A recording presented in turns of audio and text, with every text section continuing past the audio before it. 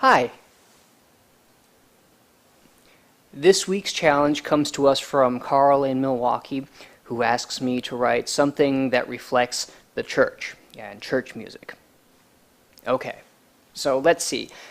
This Sunday is the 13th Sunday after Trinity, and so the psalm for this week is Psalm 74, which, according to St. Jerome, reads, Ut quid Deus repulisti infine miratus est, furor tuus super oves Paschae tuae, and so on. Okay, so here's what I did with it.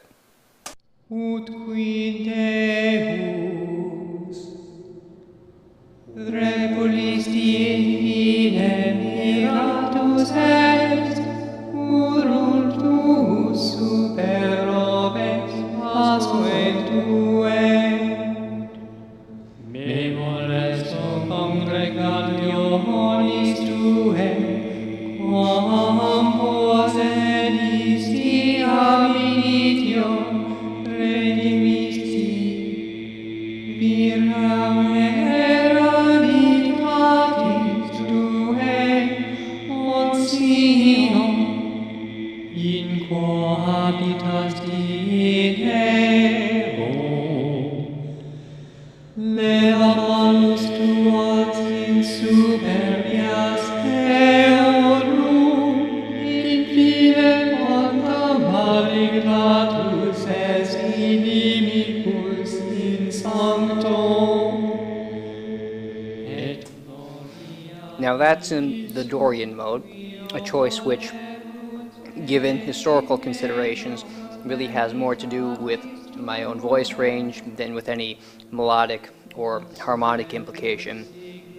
Now, in Plainchant, similar to tonalism, we have the tension between the dominant and the final to contend with.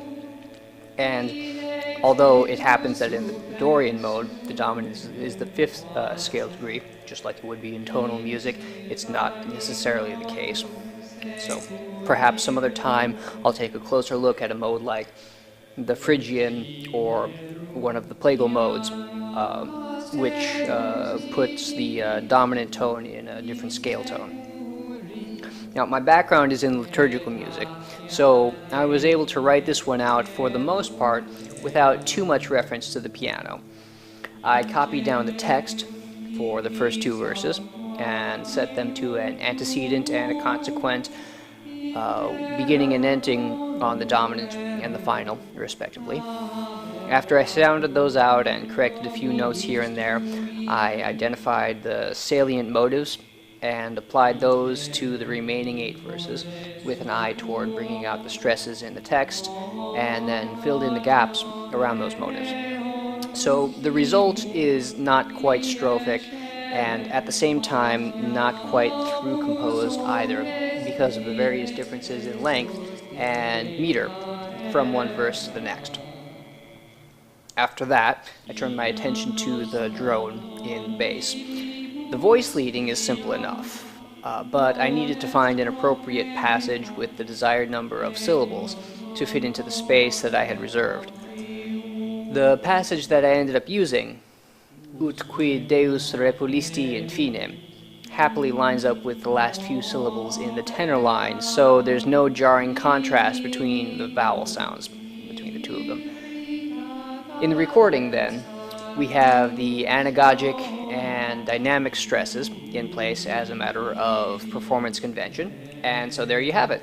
So this week's challenge for you is liturgical music, and I'll see you next time.